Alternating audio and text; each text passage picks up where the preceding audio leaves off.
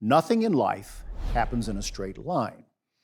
And stop and think about that. There's a lot of truth to it. Things impact us that we don't always have control over. People who come into our lives, job changes, changes in the economy, people and their lives, divorce, death, other problems. And no matter how well-intentioned we are, no matter how well-guided we might be, sometimes things happen that kind of cause us to veer off or create difficulties. It's an important thing to learn because it's how we react in those moments that's important. I bring this up because I recently did a personal study into the life of Solomon through the book of Ecclesiastes. And the lens of that book offers us so much in just rich understanding about life and this very thing I'm talking about, that nothing in life happens in a straight line.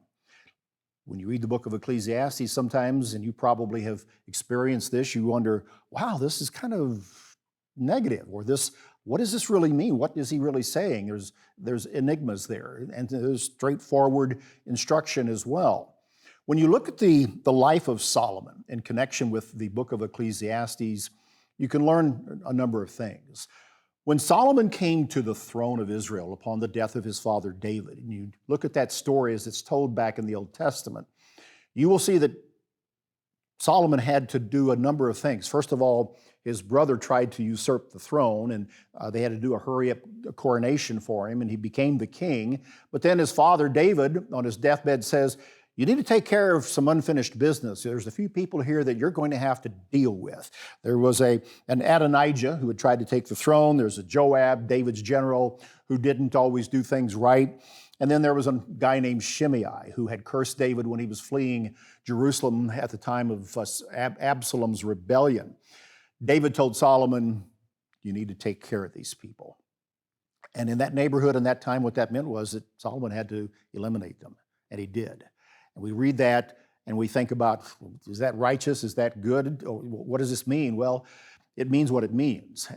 Solomon had to eliminate these men to secure his time on the throne, following the advice of his father David, who you remember was a man after God's own heart. The Old Testament gives us a lot of stories about the reality of human nature and life and what that world in that time was really like. I'm a big film fan. One of my movies that I've watched a few times is The Godfather. Some of you will know the line there that is very famous. It's not personal, it's strictly business.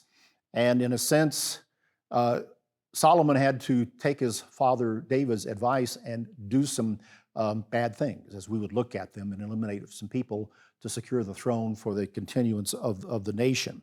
You know, the business of a kingdom, the business of a church, the business of an empire, government, of life is messy. It's not always a straight line. And we see that in the Bible a lot. People, money, power, the cults of personality create difficulties. And then when you look at the book of Ecclesiastes, there's one phrase in here that kind of helps, I think, frame what Solomon had to do.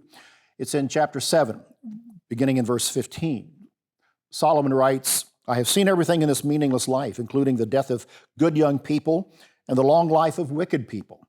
So don't be too good or too wise. Why destroy yourself? What's he saying? Don't be too good. Don't be too wise. How can you be too good or too wise? On the other hand, don't be too wicked either. Don't be a fool. Why die before your time? And then he concludes, he says, pay attention to these instructions. For anyone who fears God will avoid both extremes. The New King James translation puts it to grasp to one as you seek to understand as you do the other. Be righteous, but seek to grasp in terms of understanding why the world works the way it does and why does wickedness prevail at times or seem to prevail. Not that we turn to the wicked side, but we have to understand human nature and the why and the wherefores of the world and human nature. And the story of Solomon, as he took the throne, certain lessons from the book of Ecclesiastes point us in direction that helps us to understand that nothing in life happens in a straight line. We're to hold on to righteousness, no question about that, and seek to understand at times why unrighteousness draws people. And so that in the end, we are wiser and that we resist and we stay to the straight line of God's way of life. That's an important lesson from the life of Solomon through the lens of Ecclesiastes. That's BT Daily. Join us next time.